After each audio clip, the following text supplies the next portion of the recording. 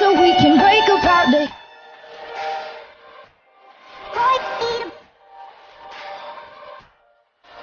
yeah.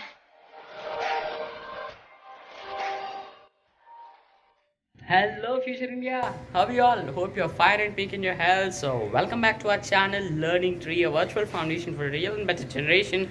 So guys, my name is Madhav and I'm going to teach you physical science, and today's topic is continuation part of motion. So as part we have completed our first part in previous video, so now I'm going to teach you the continuation part of the topic. So let us get into the topic without any late. Once again, welcome back to our channel Learning Tree. Today's topic is linear equations or equations of motion. We have three equations of motion that are used in calculating terms like speed, velocity, distance, and acceleration.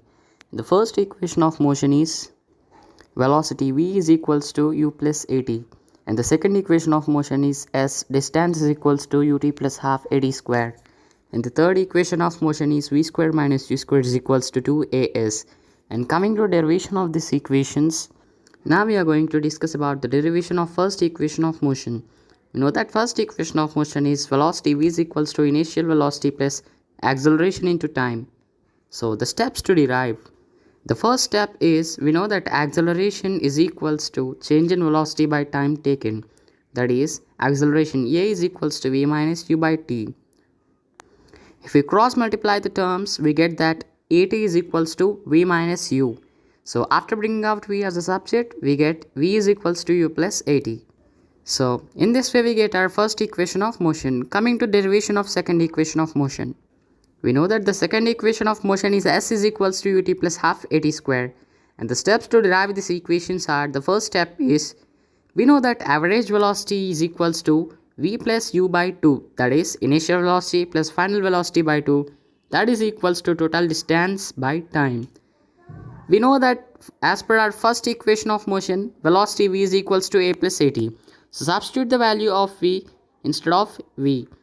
So after substituting the values, we get average velocity is equals to u plus at by 2. That is equals to s by t, which is total distance by time.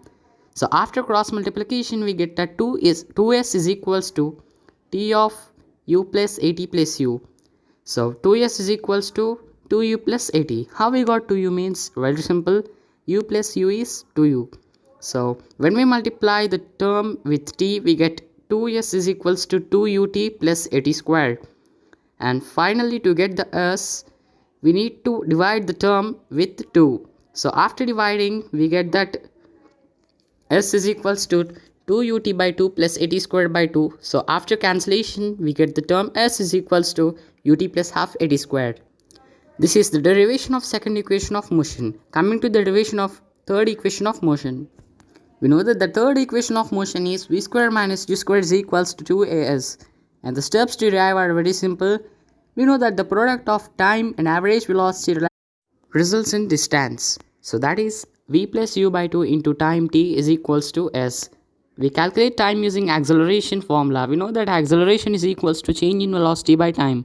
So after bringing out t as a subject, we get time t is equals to v minus u by a.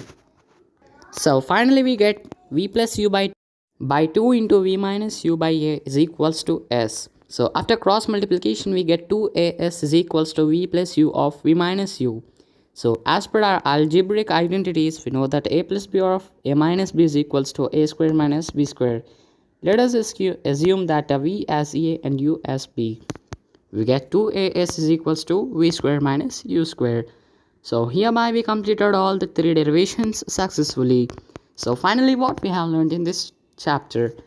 So we have learned the terms which are very useful to us, like relativity, motion, kinds of motion, physical quantities like speed, distance, displacement, acceleration, and its types, and equation of motion. So thank you guys. If at all you have any sort of doubts, please comment us.